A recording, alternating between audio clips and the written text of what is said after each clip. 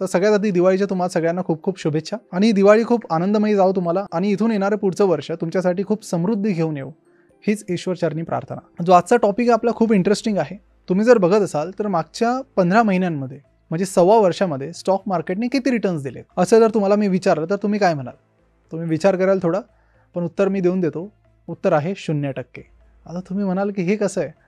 जर तुम्ही हा एक चार्ट बघितला तर तुम्हाला कळेल की मागच्या 10 वर्षांमध्ये कुठलं एखादं वर्स्ट परफॉर्मिंग इयर असेल स्टॉक मार्केटसाठी तर ते आहे सध्याचं।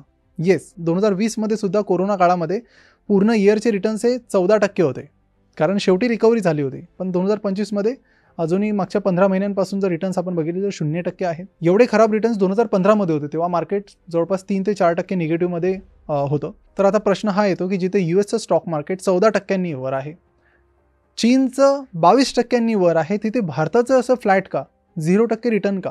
कारण जनरली असं भारतामध्ये तरी होत नाही। तर ह्या प्रश्नांची उत्तरं तुम्हाला आजच्या व्हिडिओमध्ये डिटेलमध्ये मिळून जातील। आणि सगळ्यात महत्त्वाचा प्रश्न, इथून पुढे मार्केट कसं राहील, आणि याचंही उत्तर तुम्हाला डायरेक्ट मिळेल या व्हिडिओमध्ये। तर चला वळूया व्हिडिओकडे। नमस्कार, मी प्रसाद तुमचं आजच्या व्हिडिओमध्ये स्वागत करतो। हे बघा, आता निफ्टी 50चं बघायचं झालं तर ज्याने 0% रिटर्न दिलेला आहे, तर मिड कॅप इंडेक्स जो आहे त्याचा सुद्धा रिटर्न निगेटिव्हमध्ये आहे। स्मॉल कॅप इंडेक्सने सुद्धा काही खास रिटर्न दिलेले नाही आहेत।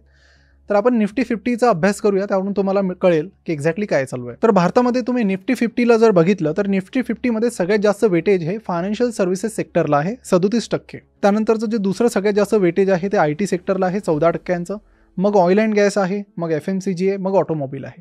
तर या 5 सेक्टरला सगळ्यात जास्त वेटेज भारतामध्ये दिलेलं आहे।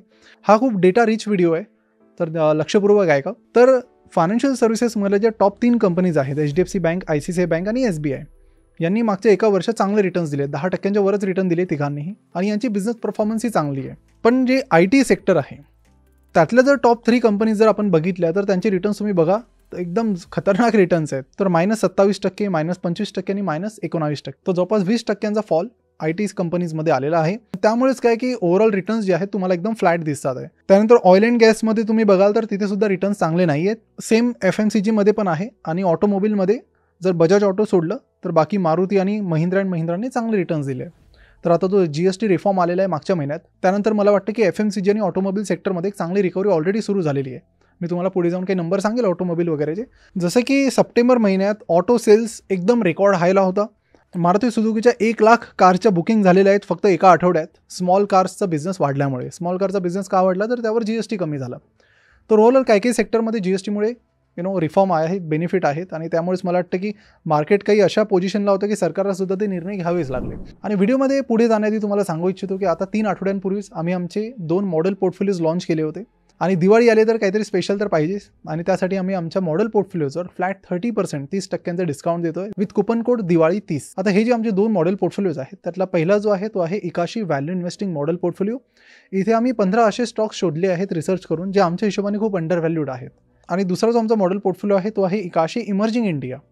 आता इमर्जिंग इंडियामध्ये आम्ही अशा स्टॉक्सवर फोकस करतो जे इमर्जिंग सेक्टर्समधून आहेत, जसं की renewable energy, semiconductor, data centres वगैरे, आणि त्यातून 15 अशा कंपनीज आम्ही शोधतोय ज्यांच्यामध्ये खूप ग्रोथ पोटेन्शियल आहे, आणि ॲट द सेम टाईम त्यांचं व्हॅल्युएशनसुद्धा चांगलं आहे। म्हणजे असं नाही की व्हॅल्युएशनसुद्धा खूप महाग आहे त्यांचं। तर ह्या दोन्ही गोष्टींना बॅलन्स करून आम्ही तो एक पोर्टफोलिओ बनवलेला आहे। तर त्याला तुम्ही लगेच सबस्क्राईब करू शकता, खाली त्याची लिंक आणि डिस्क्रिप्शन दिलेलं आहे।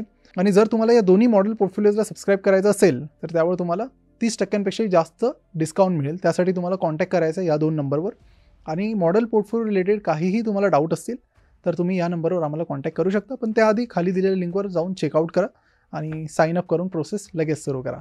आणि ही ऑफर फक्त उद्यापर्यंत व्हॅलिड आहे, तर ऑफर संपण्याच्या आधी नक्की याचा फायदा घ्या, कारण परत ही ऑफर तुम्हाला मिळणार नाही। तर चला आता वळूया व्हिडिओमध्ये पुढे। आता हे तर झालं भारताचं। आता सोबतच हे समजून घेणं गरजेचं आहे की US आणि चायनाचं का वाढलेलं आहे। आता तुम्ही बघाल तर ट्रेड वॉरमध्ये US चायनाचा ट्रेड वॉर हा भारतापेक्षा मोठा आहे। प्रॉब्लेम्स त्या दोन्ही कंट्रीजला जास्त आहे, पण तिथलं मार्केट जास्त आहे। ट्रम्पला तिथले लोक वैतागलेले आहेत, इन्फ्लेशन वाढतंय, शेतकरी प्रॉब्लेममध्ये आहेत, आणि बिझनेससुद्धा प्रॉब्लेममध्ये आहेत, ले ऑफ वगैरे चालू आहे। 1 क्वार्टर तर त्यांचं निगेटिव्हमध्ये GDP गेलेलं, तरीसुद्धा ते मार्केट पॉझिटिव्हमध्ये, आणि चांगलं पॉझिटिव्हमध्ये 14%, म्हणजे it's a good for US। आता तिथलं जर तुम्ही मार्केट बघितलं तर टॉपच्या ज्या कंपनीज आहेत जवळपास 25% वेटेज S&P 500 मध्ये IT कंपनीजला दिल्या गेलेलं आहे। एनव्हिडियाने मागच्या एका वर्षांमध्ये 34%चा रिटर्न दिलेला आहे, मायक्रोसॉफ्टने 24%, ॲमेझॉनने 14% आणि मेटाने 24%। तर ॲपल सोडलं तर सगळ्या स्टॉक्सने ते चांगले रिटर्न दिलेले आहेत। चायनामध्ये सुद्धा सेम कंडिशन आहे। चायनाची ज्या टॉप 3 कंपनीज आहेत त्यांनी सगळ्यांनी चांगले रिटर्न्स दिलेले आहेत. अलिबाबाने तर 111% रिटर्न दिलेला आहे. तर अलिबाबा आणि जे यूएसच्या IT कंपनीज आहेत ज्यांच्यामध्ये खूप फास्ट ग्रोथ होत आहे, त्याचं मेन कारण काय आहे? त्याचं मेन कारण आहे आर्टिफिशियल इंटेलिजन्स. आता जिथे यूएसच्या कंपनीज, चायनाच्या कंपनीज AIवर भरपूर काम करतात आहे, त्यामुळे त्यांची शेअर प्राईस जोरात वाढत आहे, त्यामुळे ओव्हरऑल मार्केट वाढत आहे. तिथेच इंडियामध्ये कंडिशन एकदम उलट आहे. इंडियामध्ये AIवर बिलकुल काम होत नाही आहे आणि इंडियाच्या ज्या मेजर IT कंपनीज आहेत त्यांचा बिझनेस खूप खराब परफॉर्म करत आहे. मागच्या एका वर्षामध्ये TCSचा बिझनेस फक्त 4% वाढलेला आहे, फक्त 4%. आणि जर अशाच प्रकारे ग्रोथ राहिली तर काय भविष्य राहील, म्हणजे हे सांगायचं एक्सप्लेनेशन द्यायची काही गरज आपल्याला पडणार नाही. जिथे बाकी कंट्रीजमध्ये इनोव्हेशनमुळे शेअर प्राइसेस वर जातात, IT कंपनीच्या भारतामध्ये त्या खाली जातात. आणि जर असंच कंटिन्यू राहिलं तर IT सेक्टर तरी माझ्या हिशोबाने थोडं लॅगर्ड राहील. आता IT सेक्टर एक रिझन आहे भारतात का मार्केट वर नाही गेलं मागच्या एका वर्षात.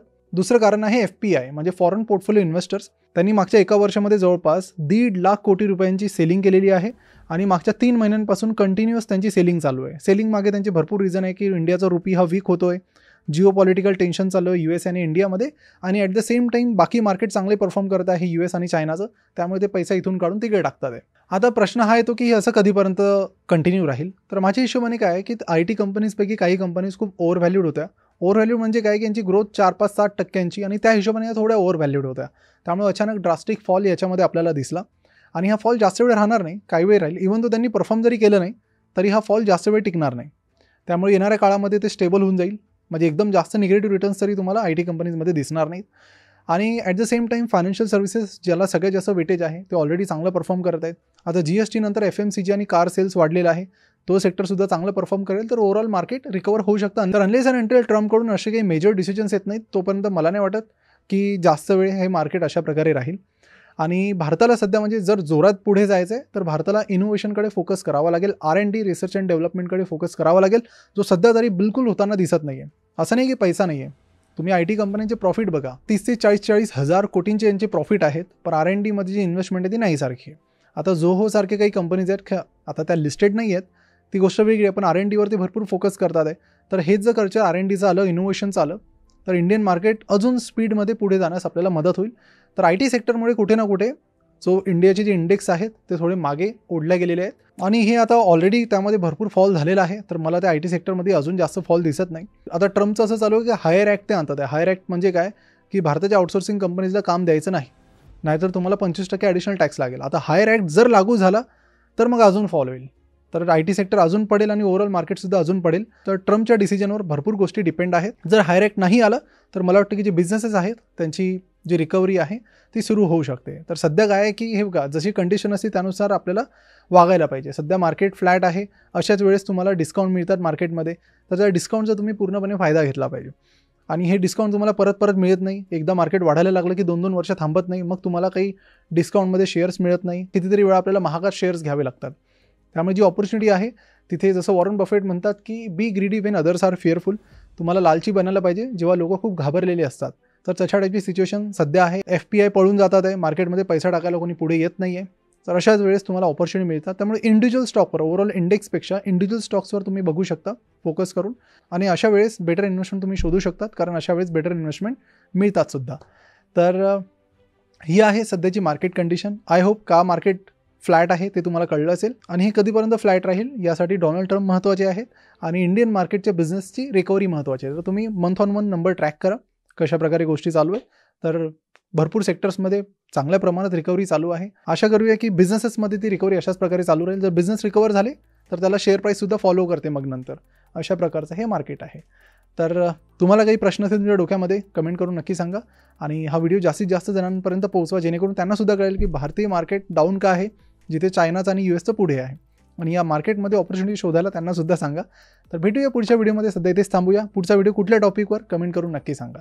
आणि जाता आमच्या मॉडेल पोर्टफोलिओज ऑफरला जरूर चेकआउट करा, लिंक खाली दिलेली आहे. परत ही ऑफर मिळणार नाही, त्यामुळे ऑफरचा पूर्ण फायदा घ्या.